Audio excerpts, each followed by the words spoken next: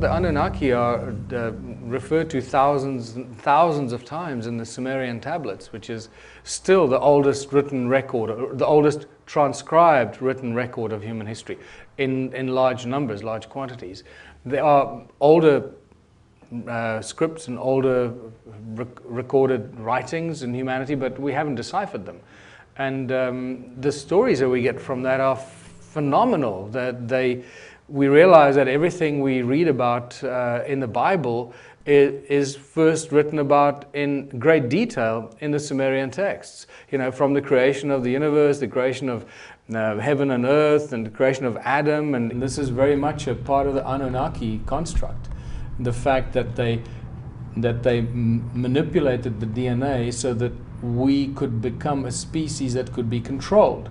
Remember, they need a species that can follow orders, repeat the same tasks over and over again without getting bored or wandering off into the bush and looking for water or something else, you know, and also have the capacity to be controlled through fear.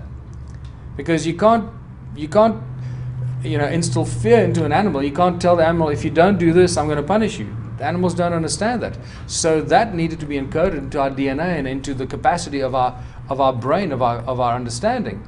And this is where I believe the frontal lobe became such an important part of our anatomy, that they had to give the species a big enough frontal lobe to be able to manipulate them enough, and then split the brain in half. So you got the creative side, and you got the controllable side, the regimental side, and created a perfect model for a slave species. Human beings are apparently the only animal that has a split brain. So how is that possible? When did this happen?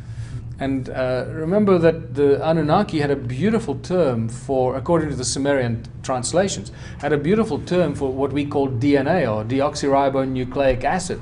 You know, what the hell is that? It's a word that most people on the street don't even know. You know, they say DNA, but they don't even know what it stands for. And yet in the Sumerian translations, they refer to it as